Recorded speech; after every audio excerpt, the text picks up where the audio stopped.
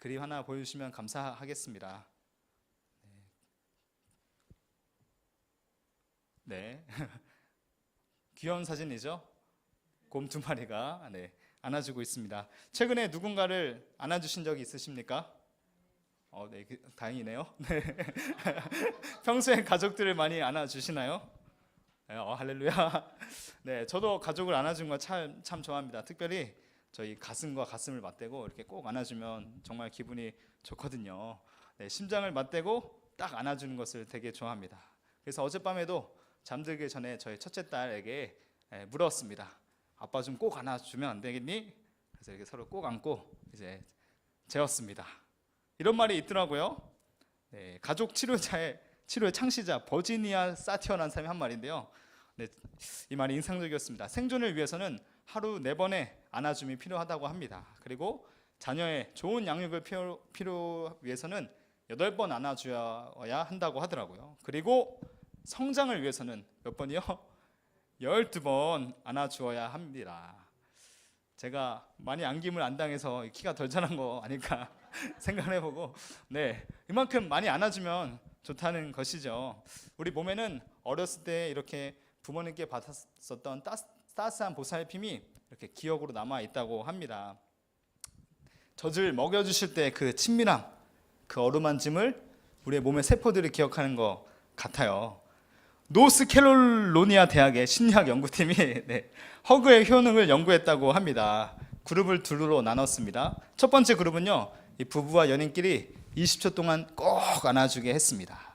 그리고 다른 한 그룹은 그냥 편히 아무것도 안 하고 이렇게 쉬게 놔뒀습니다. 그리고 이따가 질문을 던진 것이죠. 최근에 스트레스 받으셨던 일이 있습니까? 좀 2분 3분 정도 얘기해 주십시오. 했더니 어떤 일이 발생했냐? 이렇게 포옹을 안 했었던 그룹이 이 혈압이 올라간 속도가 더 빨랐다고 합니다.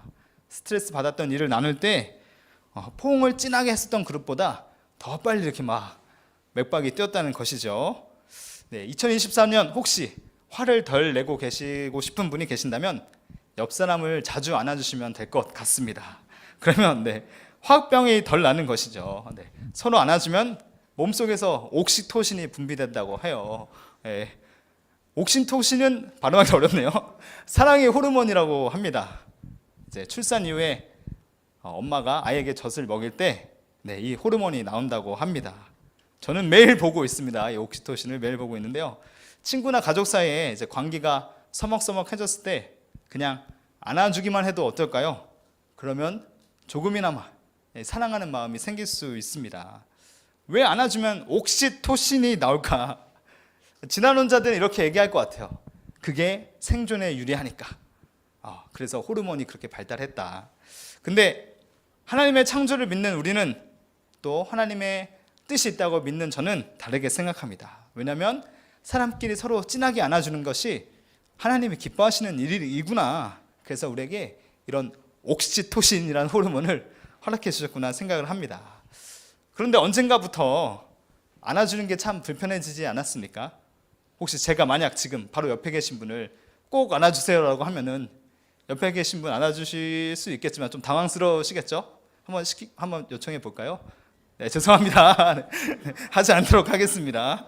왜 이렇게 우리는 이렇게 서로 안아주는 것이 불편하게 되었는가 생각해 보았습니다. 사실 이는 온 인류가 직면한 문제, 바로 자기 중심성 때문이 아닐까 생각하게 됩니다. 다른 말로 하면 마음의 병이 든 거죠. 처음에는 그냥 사람 얼굴만 봐도 좋았습니다. 태어난 자녀들의 웃음소리만 들어도 너무 행복했었습니다. 근데 시간이 지나고 서로의 모습 속에 모난 모습들 보이고 막 죄된 성품이 막 나오고 하면서 상처가 차곡차곡 하나둘 쌓이기 시작하는 거죠. 그러면서 이렇게 얘기합니다. 진짜 쟤는 왜 저 모양이야? 너 대체 왜 그렇게 사냐? 다 너 때문이잖아. 막 이런 가슴에 빗을 팍팍팍 꽂는 말들이 우리를 안아줄 수 없게 만든 것은 아닐까 싶습니다. 아담과 하와가 하나님께서 금하신 선악과를 따먹은 이후에 나왔던 반응이 바로 이거죠. 하나님, 저 여자 때문입니다. 하나님께서 지으신 저 여자 때문에 제가 선악과를 먹게 되었습니다. 바로 책임 전가하는 모습. 나 잘못한 거 없는데? 타락 이후에 인간의 죄성의 특징이 바로 자기 중심성인 것을 우리는 금방 알 수 있습니다. 나는 옳아, 너는 틀렸어. 이것이죠. 이렇게 얼굴만 봐도 불편한 사이가 됐는데 어떻게 이렇게 살을 맞대고 스킨십하면서 안아줄 수 있을까요? 어려운 것이죠. 두란노에는 아버지 학교, 어머니 학교라는 게 있습니다. 저희 아버지도 이거 참 열심히 하셨었는데요. 네, 숙제를 내주시더라고요. 바로 집에 가서 자녀들을 꼭 안아줘라. 네, 근데 이 자녀들에게는 사실 좀 고문입니다. 네, 준비되지 않았는데 나는 아직 엄마 아빠 미어 사춘기 소년 소녀들이니까요. 네? 갑자기 와서 막 안아줘야 된다고 하시면 네, 불편한 거죠. 서로 민망한 겁니다. 근데 성경에도 보면은 이렇게 아버지를 안아드리기가 불편한 사람이 나옵니다. 바로 오늘 살펴본 예수님 비유에 등장하는 둘째 아들 탕자가 그러했었죠. 이 비유는 너무도 잘 아실 겁니다. 한 아버지에게 두 아들이 있었습니다. 근데 둘째가 대뜸 유산을 요구합니다. 12절입니다. 그 둘째가 아버지에게 말하되 아버지여 재산 중에서 내게 돌아올 분깃을 내게 주소서 하는지라. 율법에 의하면요, 이 유산 분배는 부모의 임종에 가까웠을 때 요구할 수 있는 것입니다. 지금 둘째가 요구한 것은 매우 무례한 일, 괘씸한 일인 것이죠. 마치 아버지를 죽은 존재처럼 여기고 있는 것입니다. 이 아들의 요구는 결코 정당하지 않은 것입니다. 만약 제가 이 아버지였다면 그냥 확 다리 몽둥이를 뿌질러 버릴까? 무슨 소리야? 두드려! 안 맞으면 다행인 줄 알아! 막 이랬을 것 같은데요. 이 비유 속의 아버지는 좀 특이하십니다. 갑자기 살림을 나눠가지고 이 아들에게 줍니다. 독특한 것 같습니다. 13절에 보시면 그 후 며칠이 안 되어서 둘째 아들이 재물을 다 모아가지고 먼 나라로 갑니다. 이 며칠이 안 돼서 준비했던 거 보니까요, 계획적이었던 것 같습니다. 뭐 유산이니까 뭐 금은 보화도 있었을까요? 뭐 돈도 있었을까 싶지만 땅도 있지 않았을까 싶습니다. 부동산을 유동 자산으로 바꾸는 게 금방 되지 않거든요. 그러니까 철저히 준비한 거죠. 계획을 갖고 내가 아버지를 떠나야겠다 싶었던 것이죠. 그리고 가까운 데 간 게 아니라 멀리 티켓팅해서 떠난 것입니다. 아버지를 아주 작정하고 떠난 진짜 괘씸한 둘째 아들이 아닙니까? 낳아주고 길러주고 키워주고 먹여주고 했는데 말입니다. 갑자기 감정이입이 되네요. 왜 이들은 떠났을까요? 아마도 둘째 아들은 아버지의 간섭이 싫어서가 아니었을까요? 더 이상 내 삶에 이래라 저래라 하지 마세요. 내 인생 내가 좀 살고 싶은 대로 살 수 있게 아버지 당신의 마음보다 내 뜻대로 한번 살아보고 싶습니다. 자기 중심적인 태도가 이 둘째 아들이 아버지를 떠나게 한 것은 아닐까 싶습니다. 어쩌면 우리와 매우 닮아 있는지 모르겠습니다. 사실 우리도 하나님께 정직하게 간섭받기를 좋아하지 않으실 거라 생각합니다. 은혜에 충만하시면 좋아할 수도 있는데 일반적으로는 하나님 저 좀 내버려 두세요. 저 좀 귀찮게 하지 마세요. 그런 것이 범죄한 인간의 일반적인 특징이라고 생각합니다. 하나님 제 마음대로 살고 싶습니다. 그랬더니 이 둘째 아들이 겪었던 삶이 무엇입니까? 13절에 다 나와 있죠.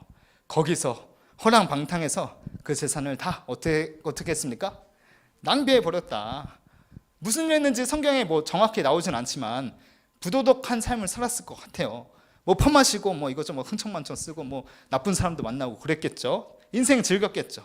근데 아버지를 떠난 삶의 파국, 결국 그 종말은 파국적인 종말, 비참한 삶이었습니다. 게다가 엎친 데 덮친 격으로 그 땅에 흉년이 찾아와가지고요, 이 아들은 돼지 쥐염염이나 주워먹는 신세가 되었습니다. 전문 용어를 표현하면 찌질이의 모습이 된 거죠. 볼품없는 모습이 되었습니다. 이사야서 53장 6절의 말씀이 이 모습과 같지 않겠습니까? 우리는 다 양 같아서 그릇 행하여 각기 제 갈 길로 갔거늘. 인생이 파상한 것 같은 이 비참함은 다 우리의 양 같은 특징 때문이죠. 목자를 따라가려고 하기보다 그냥 내 고집, 내 본성대로 따라가고자 하는 태도, 이 죄성이 인간의 모습 속에는 있는 것입니다. 그런데 참 감사한 건요, 그래도 이 둘째 아들이 돌아갈 궁리를 했다는 것입니다. 17절 말씀 한번 같이 읽도록 하겠습니다. 시작. 이에 스스로 돌이켜 이르되 내 아버지에게는 양식이 풍족한 품꾼이 얼마나 많은가. 아버지의 풍성을 생각해 보니까 그래도 집이 좋다. 그래도 우리 아버지는 가진 게 많았었지. 그래, 집으로 돌아가야겠다. 그리고 궁리를 합니다. 일단은 아버지께 가서 싹싹 빌어야겠다. 주님, 아버지 잘못했습니다. 저를 그냥 아들로 감당하기 좀 부끄러우니까 그냥 품꾼으로 종으로라도 받아주십시오. 이렇게 말하면 아버지가 받아주시지 않았을까? 이런 궁리를 한 것 같아요. 이런 아들의 태도를 살펴보니까 어떻습니까? 딱히 깊이 회개한 것 같지는 않습니다. 제가 봤을 때는 딱히 아버지를 사랑해서 집으로 돌아가려고 하는 것 같지는 않습니다. 아버지가 어떠한 분인가에 대한 고민이 없죠. 내가 떠나 있는 동안 아버지의 마음은 어땠을까? 슬프셨을까? 그리웠을까?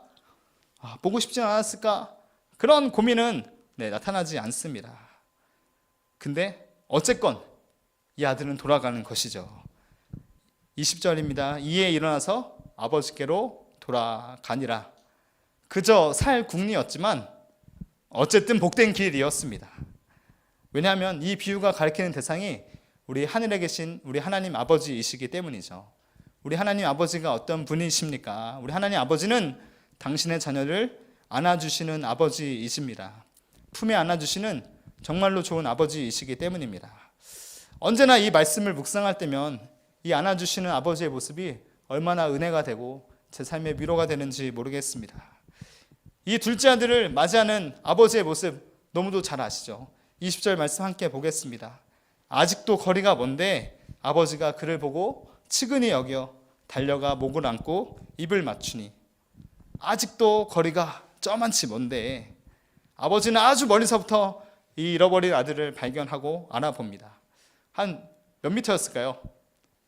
저는 모르겠습니다. 추측해 볼 수 있을 것 같아요. 여기서 저만큼 한 10m 됐을까? 한 50m 됐을까? 한 100m였을까? 한 500m였을까? 한 1km 정도라고 생각할게요. 가정을 해볼게요. 저 멀리 있었지만 형체도 잘 알아볼 수 없었지만 이 아버지는 자기 아들을 알아봅니다. 어떻게 알아봤을까요? 가슴으로 알아본 거죠. 내가 그토록 기다리고 보고 싶었던 아들, 저기 저 모양새만 봐도 내 아들이구나. 이 아버지는 알아본 것입니다. 여기 측은히 여기다 스플랑크니조마이라고 합니다. 스플랑크논이라는 단어에서 왔습니다. 스플랑크논은 이 내장을 뜻합니다. 이 몸속 깊은 장기들로부터 느껴지는 감정이죠. 저도 이런 감정을 여러 느껴봤습니다. 지금 함께 살고 있는 저희 아내와 처음 교제를 시작했을 때 이런 스플랑크논을 많이 느꼈습니다. 저희는 이제 교제를 처음 시작할 때요, 그냥 막 좋아한다고 고백하고 바로 만나고 그럴 수 있지 않았습니다. 선교 단체 안에 룰이 있었기 때문에요, 저희는 이제 6개월 동안 서로 대화도 안 하고 연락도 주고받지 않고 마주쳐도 그냥 인사만 하고 쓱 지나가고 그런 시간을 보냈습니다. 근데 당시 처음에 이제 막 교제를 할 것인가 말 것인가, 이 교제를 어떻게 시작해야 될 것인가 막 기도하는 시간을 가졌을 때요, 사실 제가 아내에게 굉장히 미안한 것들이 많이 있었습니다. 제가 실수하고 어렵게 한 것들이 있었기 때문에 아내를 만나고 싶으면 아내 아니죠 그때는 이 교제하실 분을 만나기 전에, 교제할지도 모르겠는데 제가 꼭 뭔가 용서를 구해야 될 것 같은 거예요. 제가 꼭 미안한 마음을 표현해야 될 것 같은 거예요. 그리고 나한테 관심이 있는지 없는지는 아직 잘 모르겠는 거예요. 그냥 나 혼자 마음이 앞서서 막 그랬던 걸 아니까.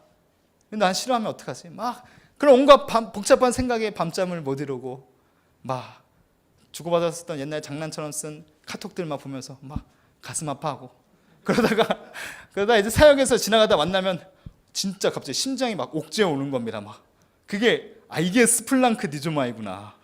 막 아파요. 여기 진짜 막 찌릿찌릿하고 막 어떻게 할 수 없습니다. 이런 감정을 느껴봤습니다. 아마 남성분들은 첫 이별을 경험하시면 한 달간, 한 6개월간은 이 감정에 사로잡혀 사는 것 같아요. 막 심장이 막 찢어지는 것 같더라고요.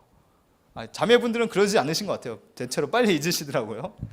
어쨌거나 또 저 이런 감정을 언제 느껴봤냐, 저희 뱃속에 아이가 태어났을 때 첫째와 둘째가 딱 이제 산부인과에서 머리 쑥 나가서 나오고 갑자기 의사 선생님 뒷다리 딱 들어가지고 그 봤거든요. 진짜 깜짝 놀랐습니다. 그래서 막 엉덩이 때려가지고 막 입에 못 빼는 다음에 갑자기 응애 하는데, 와, 이 뭔가 여기서 뭔가 꿈틀꿈틀 올라오더라고요. 그 뭔가 말로 표현할 수 없는 생명의 기쁨, 와, 너가 내 자식이냐, 와, 그리고 이해할 수 없는 뭔가 그런 감격이 막 묘한 감정이 막 올라왔습니다. 그리고 또 이 스플랑크니조마를 언제 경험해 보았나, 저희 할아버지의 장례식장 때 보았던 것 같습니다. 저희 할아버지가 이제 화장터에서 다 화장을 치르신 이후에 이제 그 지도하신 분이 딱 이걸 빼냈는데 할아버지가 이제 하얀 뼈가루가 돼서 딱 우리 가족 앞에 딱 나오셨습니다. 아버지가 그 뼈가루를 보시면서 막 오열을 하시고 통곡을 하시더라고요. 그 우시는 아버지를 보는 제 마음, 저는 막 울진 않았는데 제가 막 너무 이렇게 막 가슴이 아픈 거예요. 막 마음이 막 미어지는 거예요. 생각해 보면 그게 오장육부가 떨리는 어떤 측은히 여기는 마음이 아니었을까 싶습니다. 이 둘째 아들을 바라보는 아버지의 마음, 잃어버린 죄인들을 향한 하나님의 마음이, 돌아서서 하나님께 달려오는 이들을 발견한 아버지의 마음이 이런 오장육부가 뒤틀리는 막 꿈틀꿈틀 여기는 말로 표현할 수 없는 그런 측은히 여기는 측은지심이었다는 것이죠. 그래서였을까요? 이 아버지는 바로 그 둘째 아들에게 달려갑니다. 유대사회에서 아버지가 뛰는 것이 얼마나 수치스럽습니까? 엄청나게 부끄러운 행동입니다. 그런데도 불구하고 이 아버지는 사랑하는 아들에게 달려갑니다. 가서 아들이 이제 준비한 멘트 있잖아요. 아버지 잘못했습니다. 용서해 주세요. 종으로 여겨주세요. 이런 말 할 틈도 주지 않고 바로 목을 콱 끌어안아 버리죠. 안아주고 그 다음에 아마도 기쁨의 눈물을 흘리지 않았을까 싶습니다. 그제서야 아들은 잘못했어요 아버지 이렇게 용서를 구하죠. 그리고 아버지는 아들에게 제일 좋은 옷을 입혀주고 손가락에 가락지를 끼워주고 그 다음에 좋은 신발을 신겨줍니다. 너는 품꾼이 아니다 나의 아들이다 확인하여 주는 것이죠. 아주 좋은 살찐 송아지를 잡습니다. 마을에 축제를 여는 것 같습니다. 이는 내가 용서한 아들이다. 누구도 비난하고 정죄하지 말아라. 내 아들이다. 선포하는 것이죠. 이 사건 이후에 이제 둘째 아들은 어떻게 되었을까요? 이 아들이 어떤 아들이 이제 되었겠습니까? 성경에 나오지 않지만 상상해 볼 수 있죠. 우선 아버지가 이 아들을 향해서 이렇게 고백합니다. 24절입니다. 이 내 아들은 죽었다가 다시 살아났으며 내가 잃었다가 다시 얻었노라 하니 그들이 즐거워하더라. 죽었다가 살아난 아들이 되었습니다. 잃어버렸다가 다시 되찾은 아들이 되었습니다. 이 아들은 예전의 아들이 아닌 새로워진 아들인 것이죠. 사실 어떤 육신의 부모가 이 비유에 나온 아버지처럼 행동할 수 있을까 싶습니다. 만약 제가 이 아버지였다면 저렇게 기쁘게 아들을 안아줄 수 있었을까? 막 저 1km에서 봤을 때 쟤 걔인 것 같은데? 일단 보고 싶었으니까 막 잘했어 그래 막 이런 마음에 들다가도 막 나한테 했던 것들이 떠오르는 거죠. 괘씸해. 이 자식 일단 나한테 싹싹 비는 걸 보자. 보고서 행하자. 근데 이 아버지는 비유에 나오는 아버지는 달려가서 안아주고 용서해주고 입 맞추고 그러죠.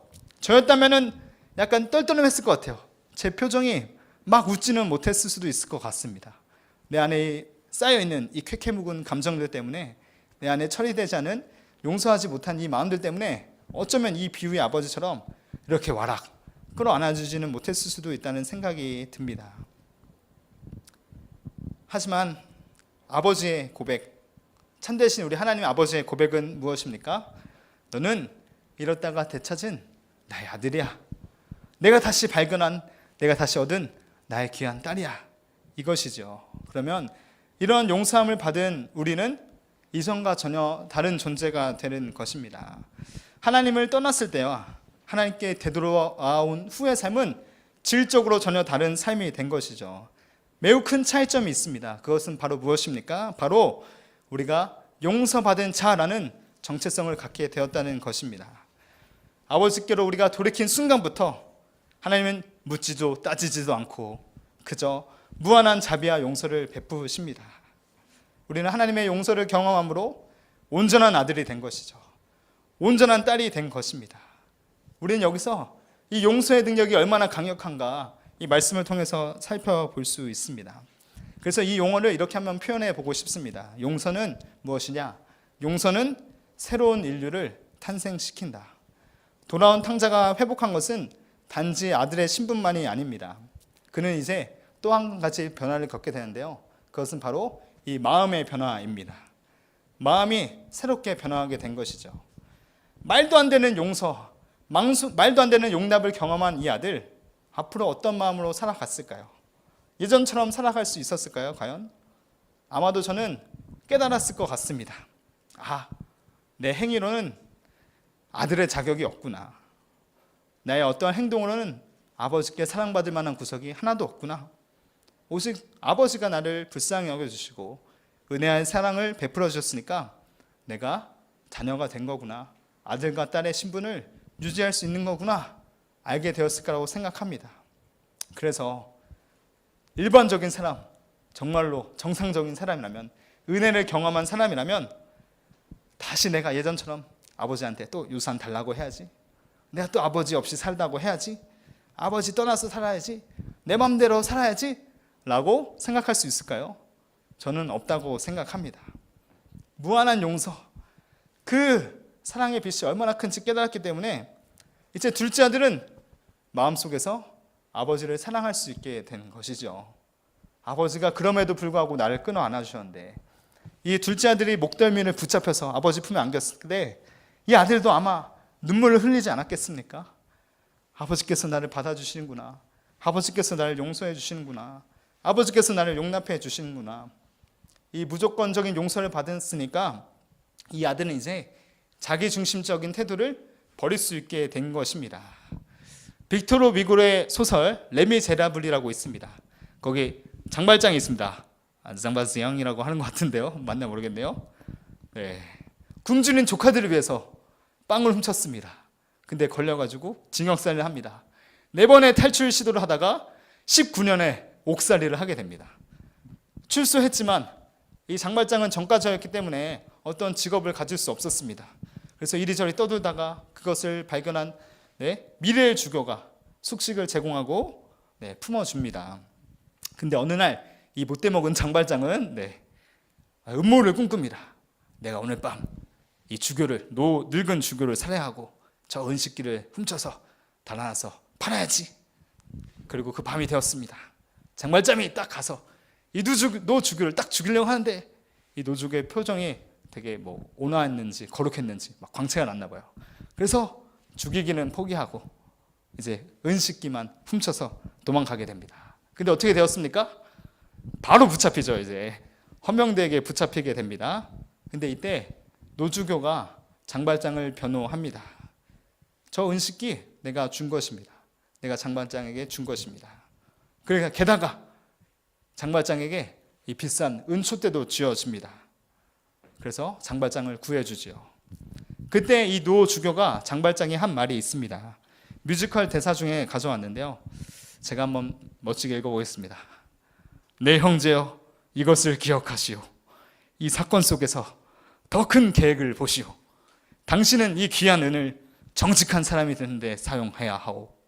순교자들의 증언과 그리스도의 순환과 피로 하나님께서는 당신을 어둠으로부터 일으키셨소. 난 하나님을 위해 당신의 영혼을 산 것이오. 아마 더 멋있게 했었을 것 같습니다. 이 노주교는 장발장을 용서하면서 더 큰 계획을 보아라 요구하는 것이죠. 하나님께서 인간을 먼저 용서하셨기에, 하나님께서 노주교를 먼저 용서하셨기에 이 노주교는 장발장에게도 새로운 삶을 살라, 이제 전과 다른 새로운 삶의 길을 살아가라고 기회를 준 것입니다.